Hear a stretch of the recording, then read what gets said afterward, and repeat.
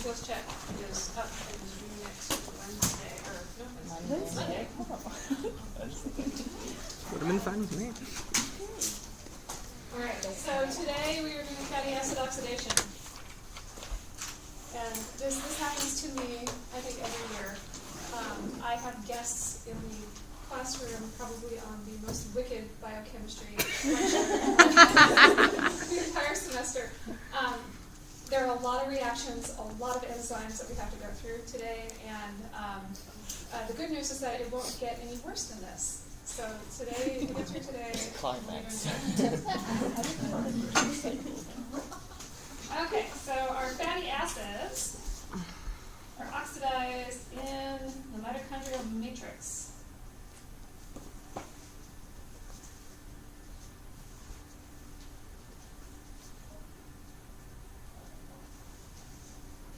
Which means that we have to get them across that membrane somehow. So initially they start off in the cytosol, you have to get them across that inner membrane, and there's a shuttle system to do that.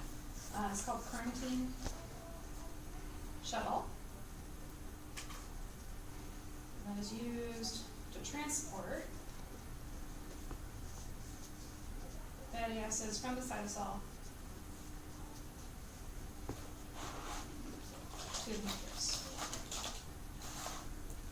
Or the inner membrane space to the matrix, so kind of equivalent.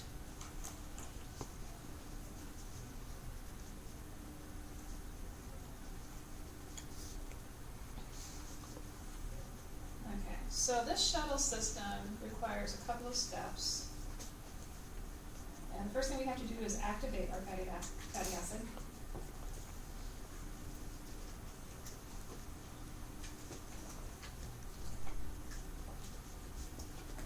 And this occurs in the cytosol.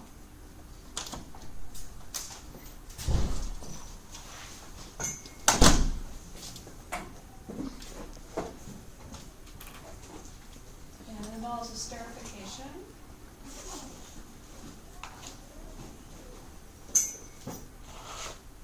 Of the fatty acid to coenzyme A.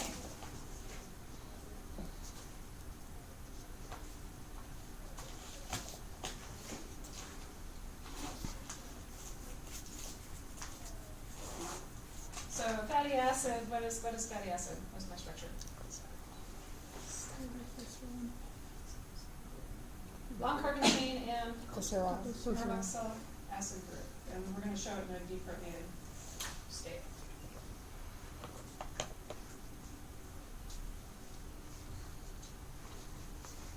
And the activation happens in two steps, although the actual energy consumption just happens in the first step. So we need some ATP. And we are going to release pyrophosphate. And the enzyme is the fatty acyl,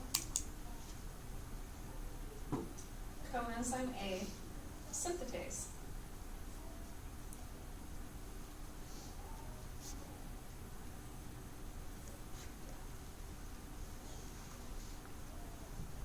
So this basically is going to adenylate our fatty acid. So that part is the same, but now we're going to have 1-phosphate bridge to the adenosine from ATP.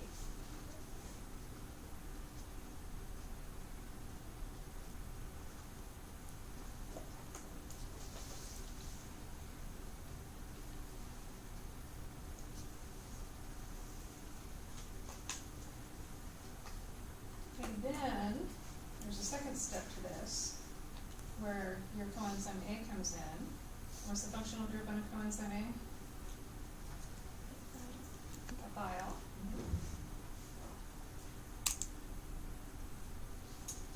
And I have an anhydride here. So this is a pretty reactive species. And so my coenzyme A can actually come in and attack the carbonyl, and then I'm going to have a substitution that point, I'm going to get my AMP released, and I'm going to have my fatty acid now connected to coenzyme A through a bioester linkage.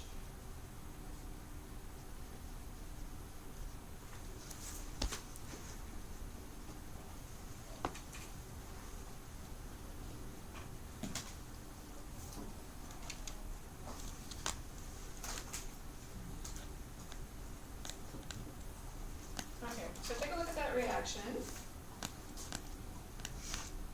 And then tell me what class of enzyme is fatty acid acetyl coenzyme A synthetase?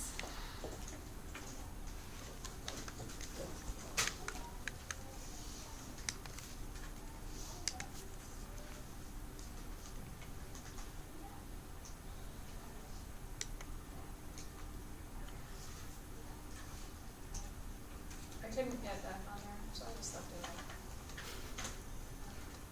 So it's not my summaries. I'll tell you that much.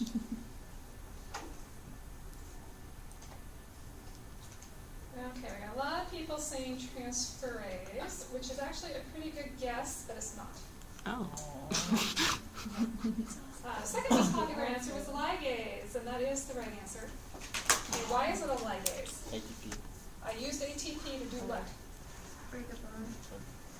To make a bond, and there's a little more to that, make a bond between two different things. I joined two things together.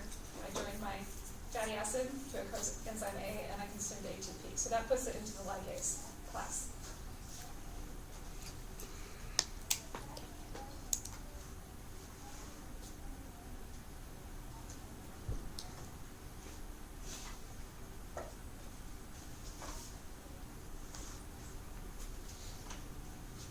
Okay, so then once we have activated our fatty acid,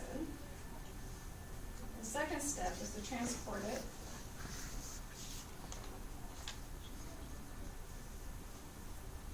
across the inner mitochondrial membrane via a carrier protein.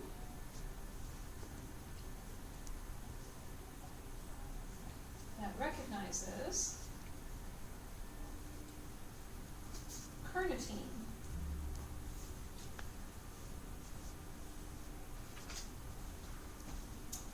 And this is a structure you don't need to know, but I'm going to write it out so you can see where this gets joined.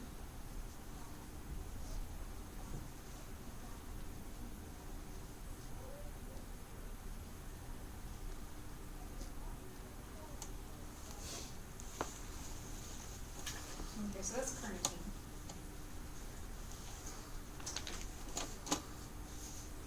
And that hydroxyl right there can be joined to your fatty acid via an ester linkage.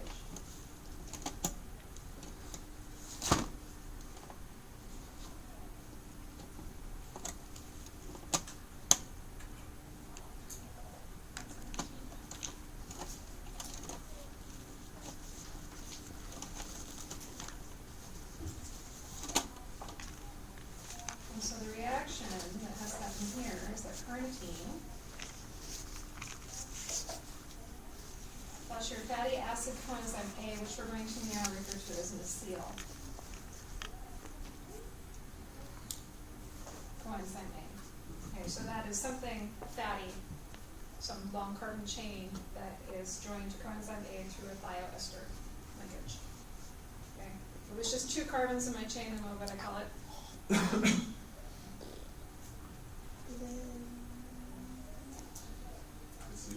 An acetyl coenzyme A. Yeah, and we're going to see that later.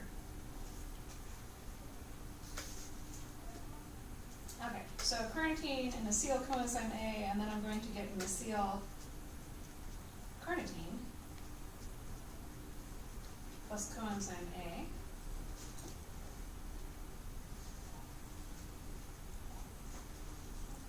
Okay, so this is basically just a trans-esterification reaction.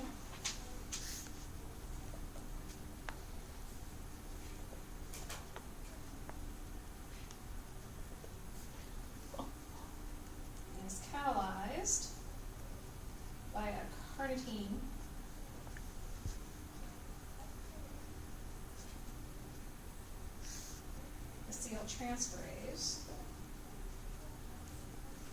and there are 2 of them.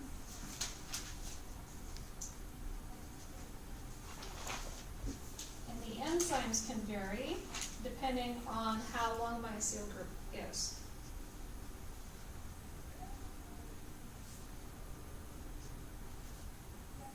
And so, for example, if you have palmitic acid,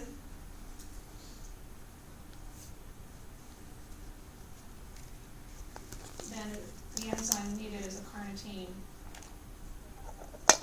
palmitoyl transferase.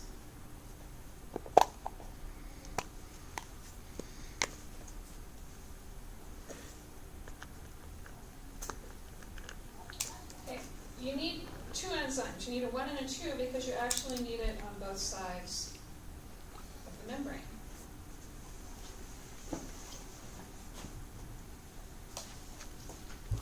So this is my shuttle. So I have my inner mitochondrial membrane. I have a carrier protein that can recognize and bind to carnitine.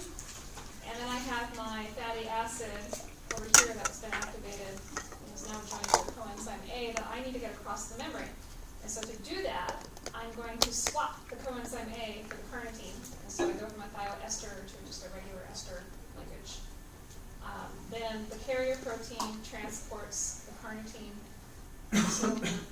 across to the other side, and that is with enzyme 1. And then on the other side, inside my matrix, I have the enzyme 2 that is then going to put the coenzyme A back onto my fatty acid.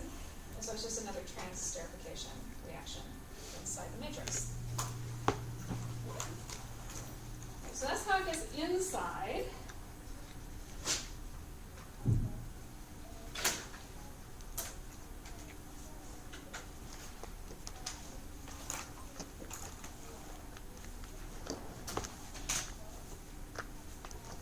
So if you want to, you can put like a 3rd step down here.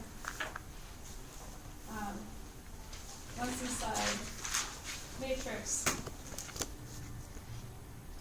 your transesterification happens in reverse. To reform your seal coenzyme A.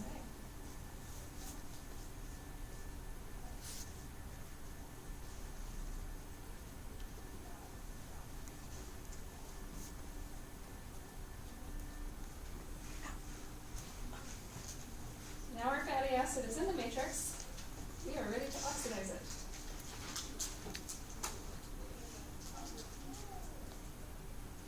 Beta oxidation of fatty acids.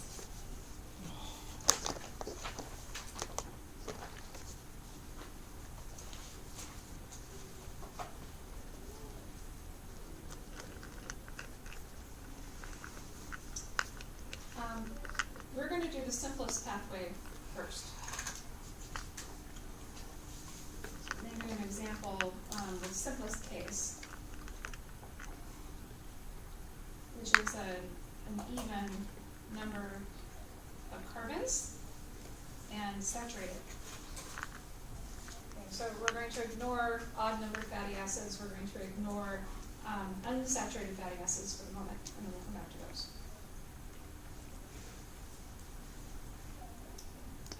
So oxidation happens in 4 steps.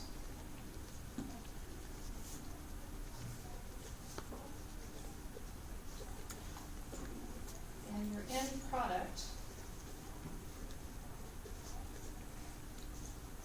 is acetyl coenzyme A.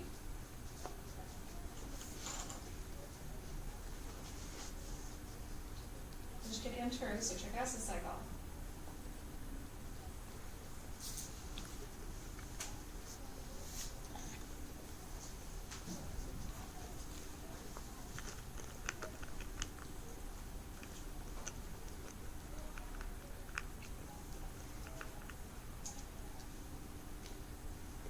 It's the same type of enzymes used enzyme can vary, again, by chain length for my fatty acid.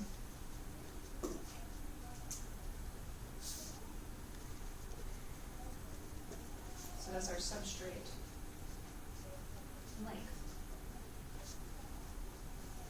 Okay, but the class of enzyme, the reaction that takes place, that's all identical. It's just that some of them recognize different substrates of different lengths.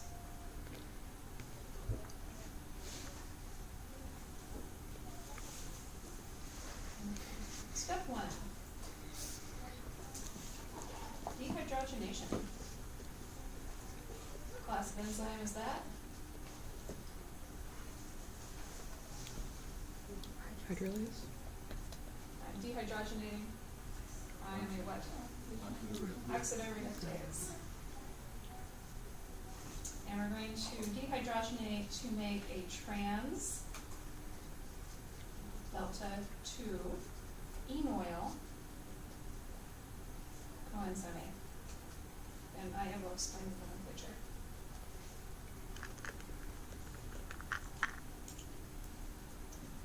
So the delta identifies the double bond location.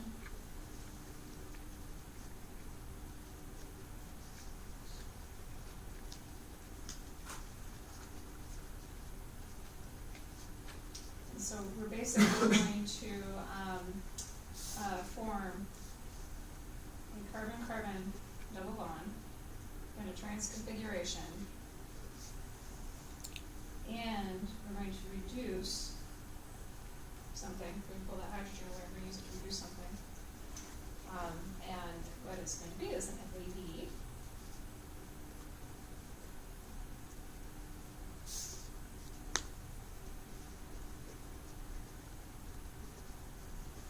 Dr. Owen, on our homework this morning, I kept getting confused if beta oxidation recognizes a trans double bond, because it seems like it takes a cis and makes it into a trans, but it doesn't start trans. It doesn't start trans, but if you have a trans in a delta 2 position, then it can enter into the beta oxidation pathway kind of extreme. Okay. So it can deal with trans bonds. Okay. Okay.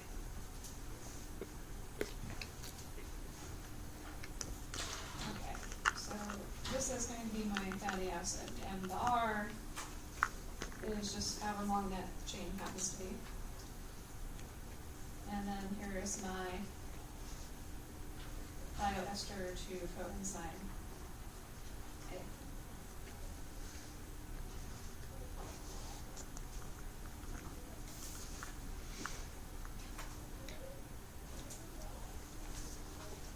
The enzyme is an acetyl coenzyme A dehydrogenase.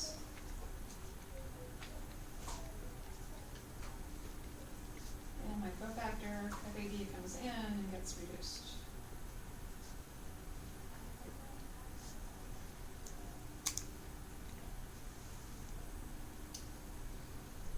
So then what I'm left with,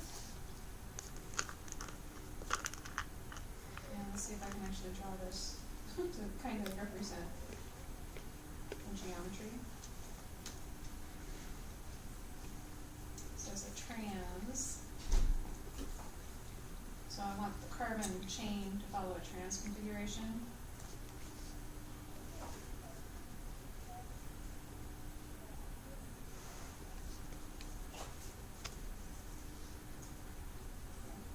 So basically, I'm just removing hydrogen from those 2 carbons to form, oh, I need more hydrogen as a helpful bit. To form a carbon-carbon double bond. I'm wondering, what is that? Strange notation. The delta 2 tells me that I'm on carbon number 2, where the carbonyl is carbon number 1, and the next carbon is carbon number 2. And you may remember when you were doing your IUPAC rules and you're making alkenes, that it is the first carbon in the carbon-carbon double bond that you identify. So the delta 2 tells me that the double bond is between carbon number 2 and carbon number 3.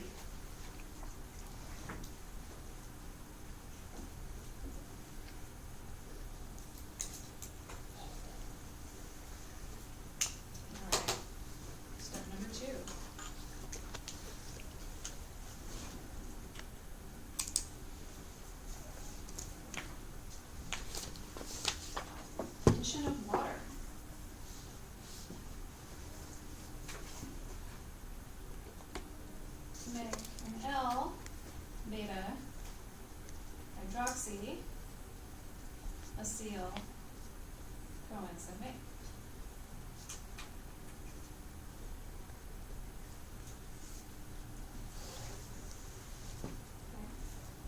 I got a carbon-carbon double bond. I'm going to add water across it.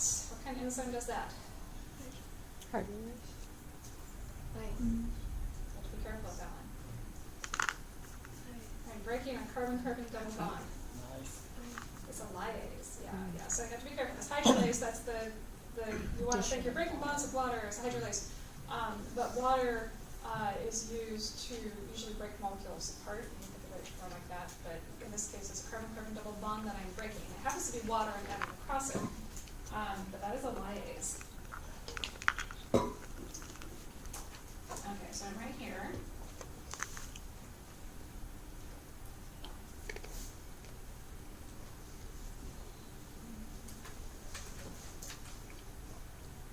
And I'm going to add water, so water's going to come in. And this is an enoyl coenzyme A hydratase.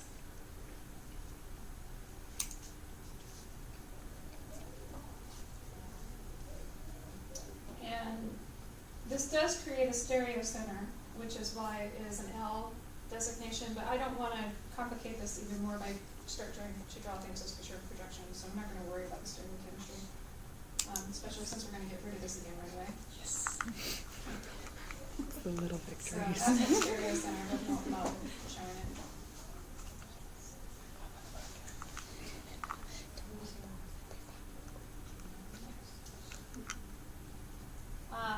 Now, this is a different nomenclature to indicate where the hydroxyl group is. So the double bond, we did delta numbers, and that's based on the carbonyl being carbon number 1. Carboxylic acids also use an older method of indicating the number of carbons using the Greek letters instead.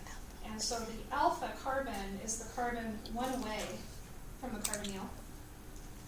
Okay, so carbonyl is still carbon number 1. Alpha is 1 away from carbon number 1. And then that makes this one the beta carbon. And so that's where the hydroxyl group is.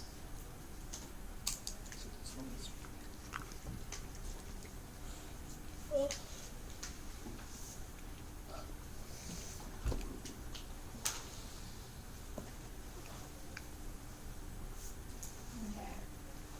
Third step. Yes. Yes, I do. Sorry. Dehydrogenation. This is also still looks good. Still look great. To make a beta keto acyl coenzyme A. What kind of enzyme is that? Dehydrogenation. Oxidative Oxidation. reductase. Does not have an alcohol. What do you think we're going to do to it? Reduce. Make a ketone. Am I reducing or oxidizing? Oxidizing. Oxidizing. Make it all money. So I'm going to take the hydroxyl group and I'm going to turn it into a keto group instead. So if you draw this again really quick.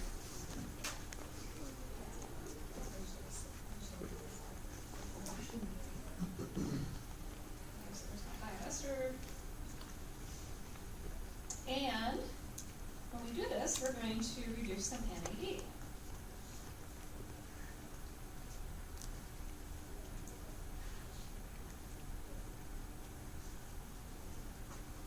And this one is a hydroxyacyl coenzyme A dehydrogenase.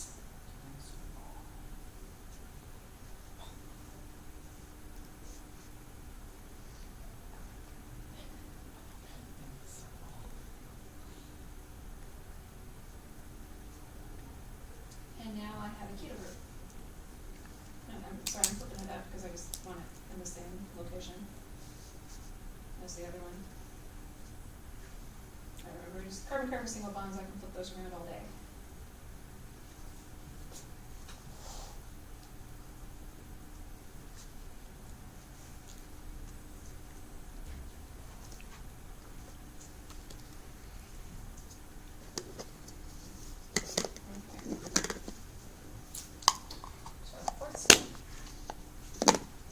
So apply glycolysis.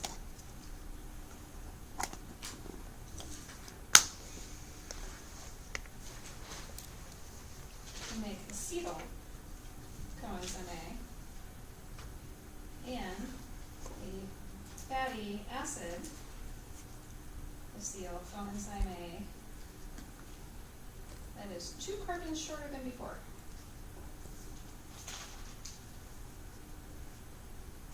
Because remember we started with a fatty acetyl coenzyme A, but now we're going to be 2 carbons shorter.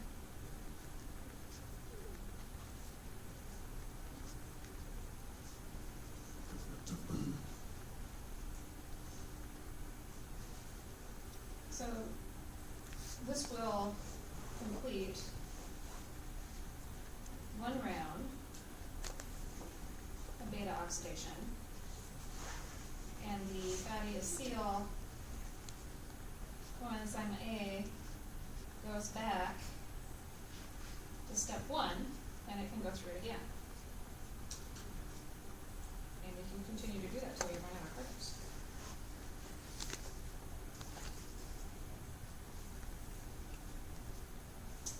So right now I've got this beta keto structure.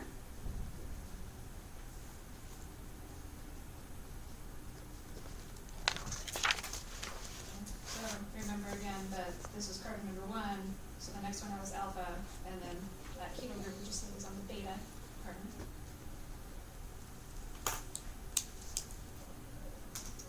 And we're going to bring in some coenzyme A, and it's got a ethyl group on it. That's going to come in. The enzyme is, it's got a few different names. Biolase is what people usually refer to it, but there are lots of different biolases out there, so if you want to be more specific, then you would call it a beta keto biolase. Oops, sorry. There you go.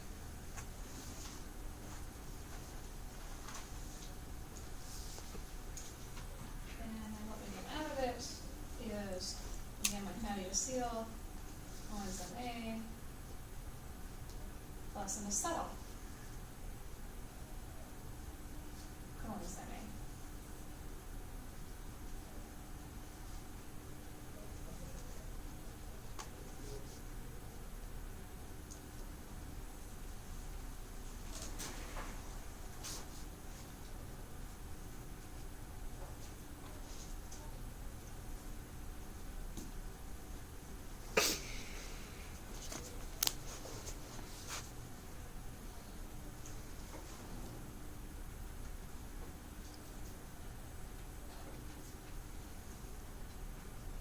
What kind of enzyme do you think that is?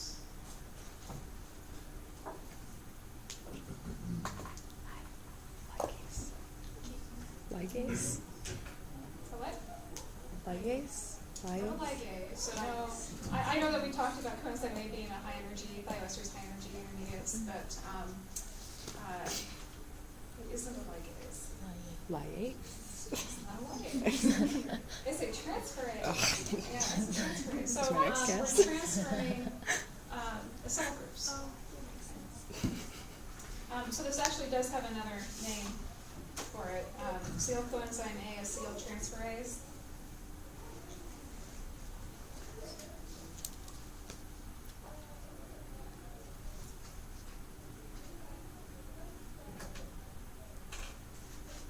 Dr. O, I think I get confused between acetyl and acetyl. Yep, acetyl, 2 carbons. Okay. That's it. Acetyl is fatty. It could be anything from 3 to 20, or Okay. more. So it's just the acetyl is more generic because so it's a carbon chain mainly. Okay. Acetyl is just 2 carbons. Just two.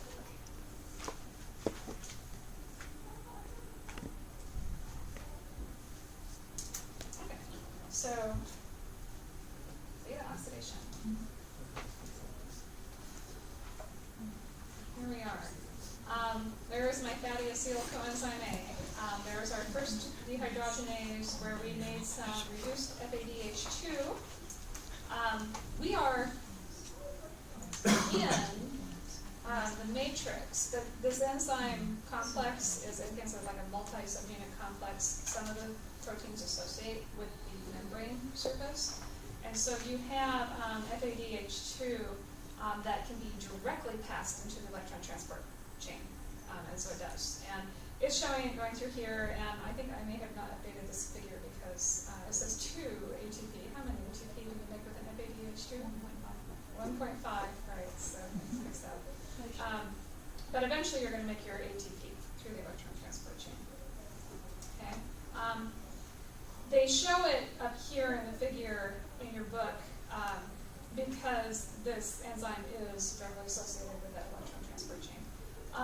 NADH is also made down here. It will also enter the electron transport chain, and you're going to get how many ATP? 2.5. And then we get acetylcoenzyme A, which is going to move on to the citric acid cycle. And we're going to make a bunch, right? We're going to go through the numbers in a minute, but we're going to make a bunch of ATP from that. Let's see here. So that's one round. All right, cut off 2 carbons. So another quick question here. Oh, I'll come back to that. How many rounds of beta oxidation does it take to oxidize a single palmitic acid, which is 16 carbons long?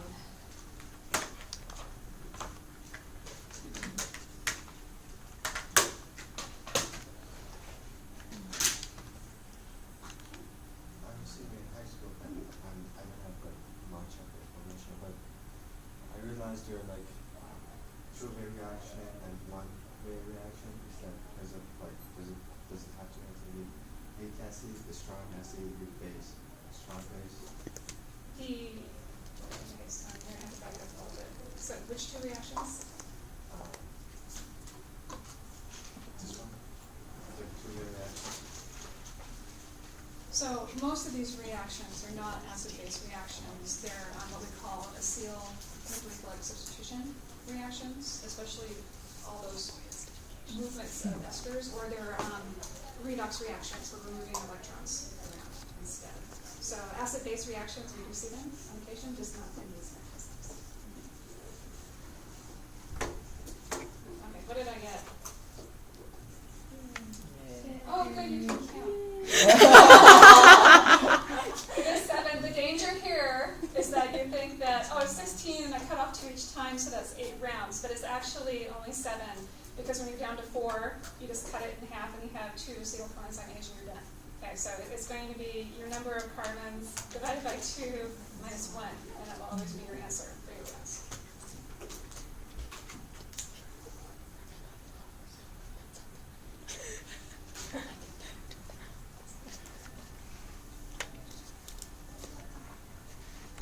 Alright, so one pass, beta oxidation.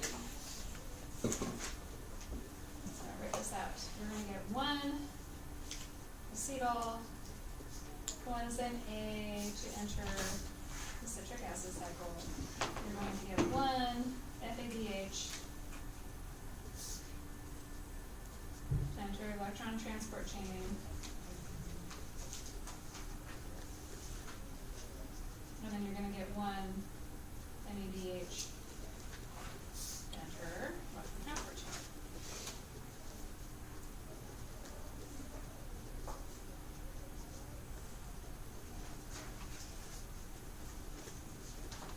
Okay. Normally I go through the thiolase reaction mechanism, and I don't think I want to write it all out this year.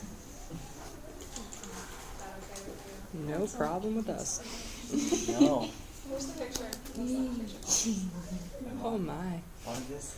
It says the thiolase reaction. So you don't know that. Yeah.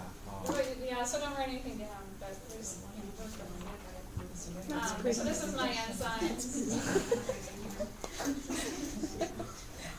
Here's my enzyme, and my nucleophile is the sulfur, which could be what kind of amino acid side chain? Cysteine, thank you. And then I've got some ionizable group that's going to act as an acid base. But I have basically, again, a nucleophilic attack on the carbonyl, and it's a substitution, and I'm left with moving basically the acyl group onto my enzyme. And so this is what kind of catalysis? Covalent catalysis. glycolysis. Okay, so I form an enzyme substrate intermediate. And then the acetyl coenzyme A that I've now knocked off is shown as resonance stabilized between the keto and the enol forms, which is what allows this bond to break in the first place. And then it's going to pick up a hydrogen from somewhere and then we have our acetyl coenzyme A. But now I have to regenerate my enzyme, so I have to remove the acyl group, and that's going to just be another one of these transesterification reactions where another coenzyme A comes in and displaces it. So it's a two-step process. First we release the acyl coenzyme A, make our substrate enzyme intermediate, and then we make our acyl coenzyme A. So I'm just going to leave it at that. We're not going to necessarily write anything down for this reaction, and I'll update your standard after that. So energy summary for one fatty acid, and the example we're doing is palmitic acid, which you just told me to do how many grams? 7. Grams. So we're going to do 7 rounds of beta oxidation.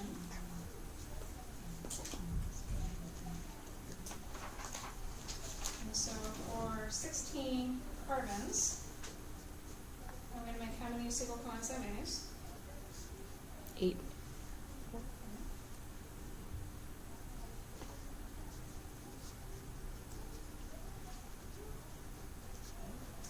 For my 7 rounds of beta oxidation, how many FADHs am I going to make? 7. 7.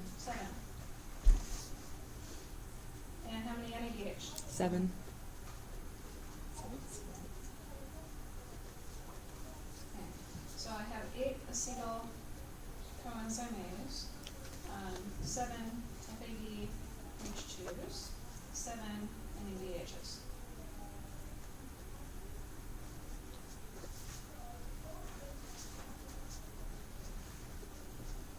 These are going to go electron transport chain. We'll come back to those. These are going to go to the citric acid cycle. That is the substrate that feeds right into the citric acid cycle. And so for one acetyl coenzyme A that goes in, how many GTPs do I make? 1. 1. How many NADHs? 3. And how many FADH2s? 1. Okay, so we multiply everything by 8 because I have 8 of these going through. So I'm going to make 8 GTPs plus 24 NADHs plus 8 FADH2s. This is an ATP equivalent, so we're just going to count that as 8 ATP.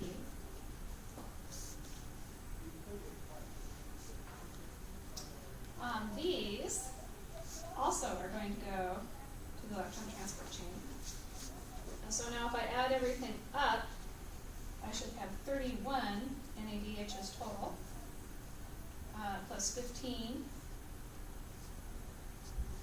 FADH2s. How many ATP per NADH? 2.5, probably. Yeah, so 2.5 times 31 is 77.5 ATP. And how many ATP per FADH2? 1.5. 1.5 times 15 is 22.5.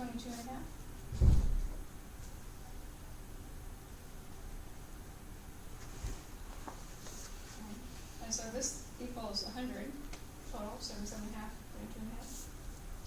So now I have my 8 plus my 100 equals 108 ATP. And then this is the thing you have to remember. Minus 2 ATP equivalents to activate the fatty acid. Remember when we did that? Mm-hmm. Where did we activate it? When you're moving it across the membrane. Moving it across the membrane. So way back when it was in the cytosol, we activated it and we used up 1 ATP but it counts as two equivalents because you pulled off the pyrophosphate, and the pyrophosphate also gets hydrolyzed. And so, again, that was ATP going to AMP plus PPI, and this is two ATP equivalents.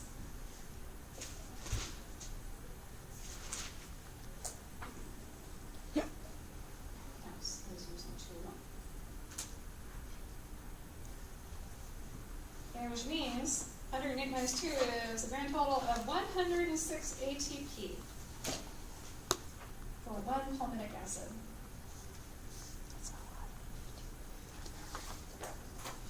Okay.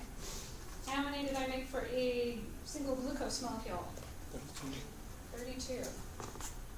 So you get more energy out of that. So you should eat fat more. That's You why want we like energy, I guess. Yeah. Steak. Steak. Same would make it about. He's got his priorities in the right Problem place. is you can't eat the fats and eat all the carbohydrates, because if you do both, then all you're Oh gonna yeah. start fat. And then run a lot. the energy. Okay. All right, now comes the hard stuff. Okay. What? This is the hard stuff? Yeah, come up. It's coming out. Oh, it's coming up. Here we go. Oxidation of unsaturated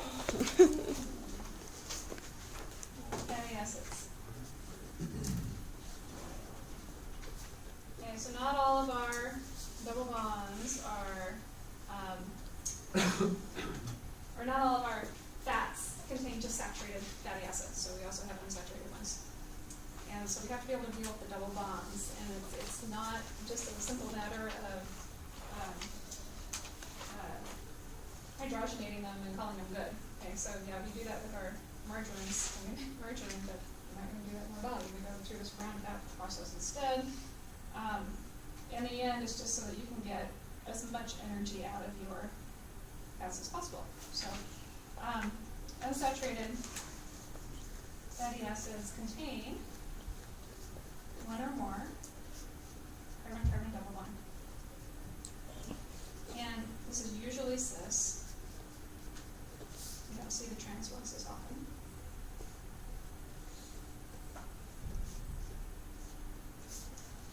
Encountering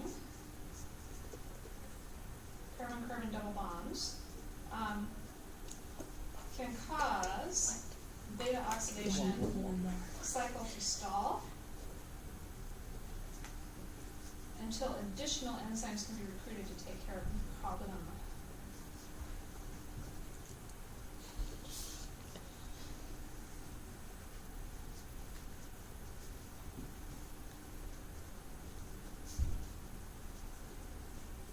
So your book talks about these problems.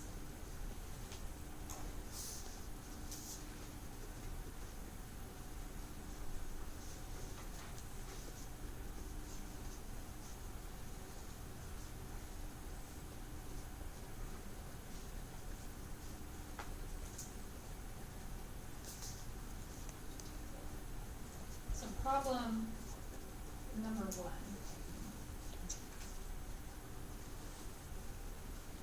This happens when a carbon-carbon double bond is encountered on an even numbered carbon.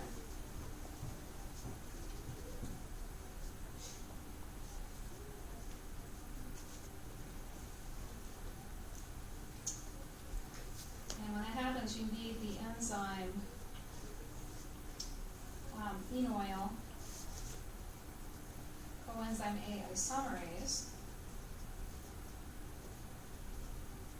to convert a cis delta 3 to a trans delta 2. What happens to the trans delta 2? Proceeds through beta oxidation. That's my second step, is to add water to a trans delta 2. And so at that point it's okay. the cis-3 delta bond's in the way. We have to get rid of that. And with this enzyme, we can turn it into the trans-2, and then it just feeds into beta oxidation like it would normally. But you need that extra enzyme. So I'm just going to kind of randomly draw something.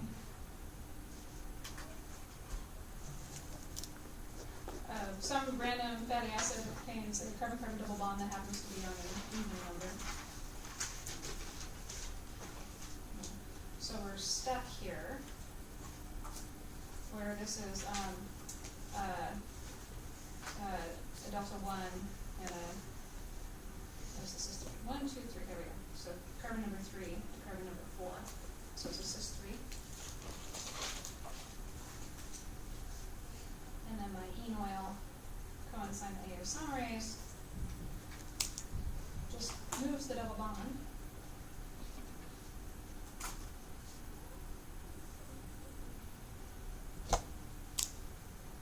To be a trans 2.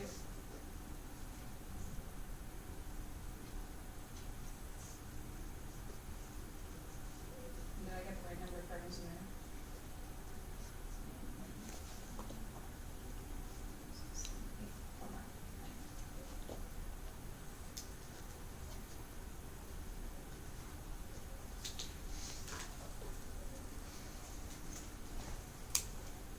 Okay, and so you're going to see that whenever you've got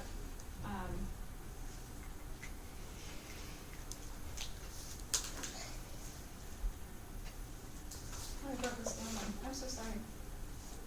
3 is an odd number, just in case you're wondering. Okay. Yeah. But it can be any odd number, because when you start with a fatty acid, maybe it's got the carbon-carbon double bond on carbon number 9. As you chop off 2 at a time, 9 becomes 7, 7 becomes 5, 5 becomes 3, and that's where it gets stuck. That's when it's in the number 3 position. Why is it remembered this position? At that point, you cannot, that's a good question. Okay. So normally in beta oxidation, I would form that trans delta in the first step. Okay. Okay. Can I form a carbon-carbon double bond between 2 and 3 if there's already a carbon-carbon double bond between 3 and 4? No. Not very easily.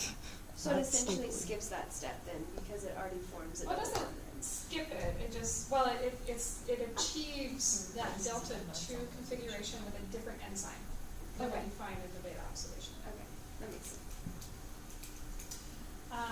Yeah, but it becomes a problem because you can't form this thing.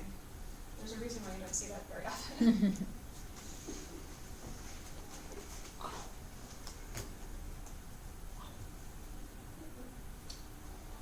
Okay, so then the next problem.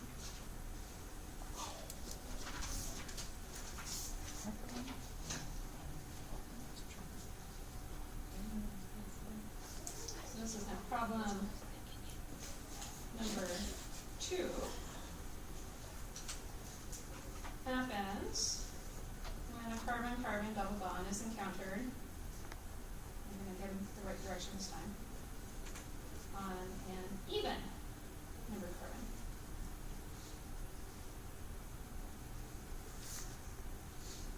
It needs 2 additional enzymes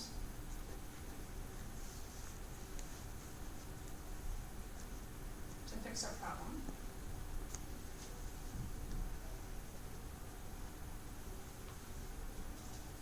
And one of them is a 2,4 di-enoyl coenzyme A reductase. And then the second one is a 3,2 enoyl coenzyme A isomerase. 3,2.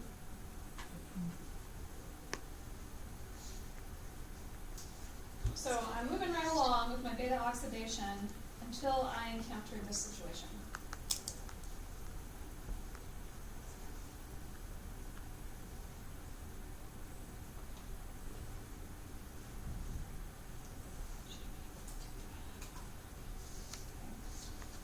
So again, that first step of beta oxidation is to form a trans delta 2.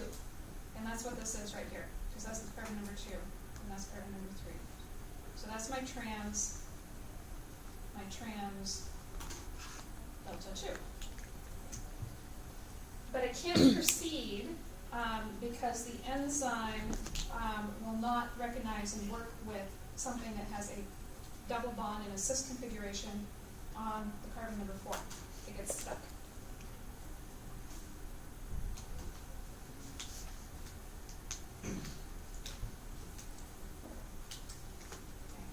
So that is where my 2,4-dienol coenzyme A reductase comes in. And it's going to form this structure. Can you move it up? Yep.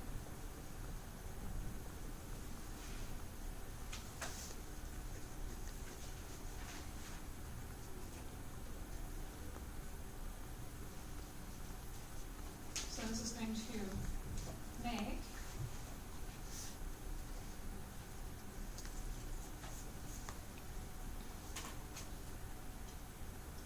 a trans delta 3.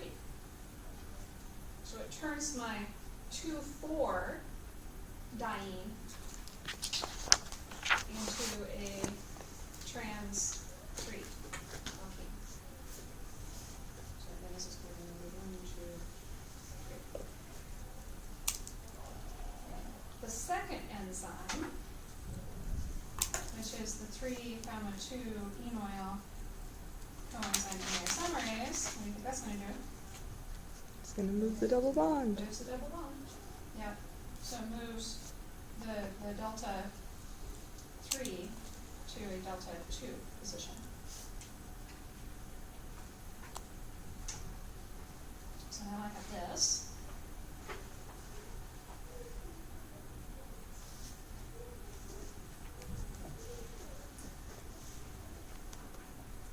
And I have a double bond sitting like this.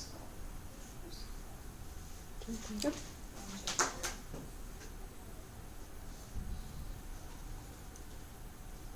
And now can go through beta oxidation like usual.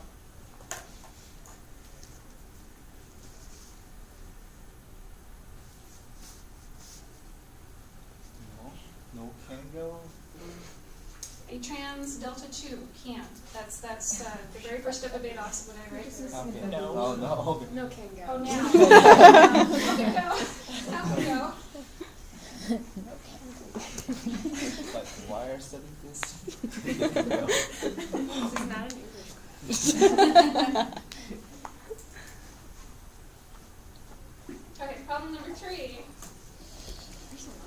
So this is the last one. This is a stressful This is the last thing. one, and then we're done. We're problematic. 3, 5, 2, 4, What?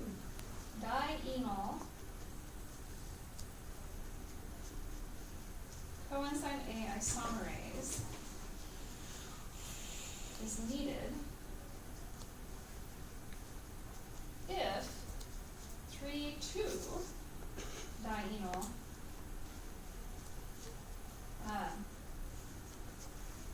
coenzyme A isomerase works in reverse.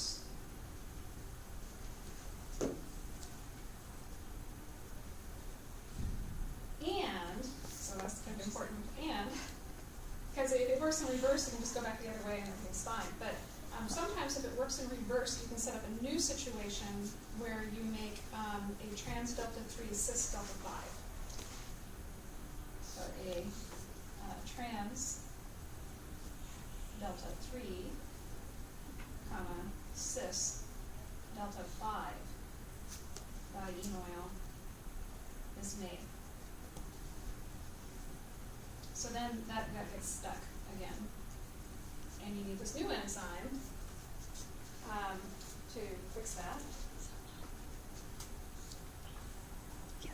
So this thing is going to convert the cis delta 5 Could you move it up? let me start with the other way. Sorry, trans delta 3. Can you move it up? No. Okay. Trans delta 3. I'm running out of time. Oh yeah. 2, okay, 2, 4, diene.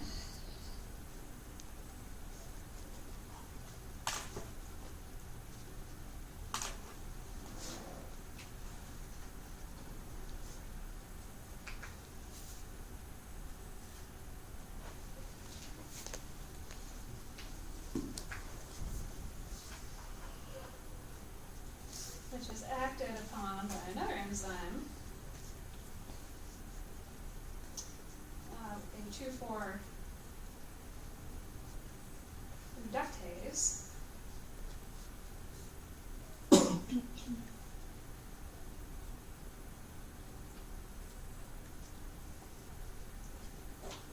To make a trans 2.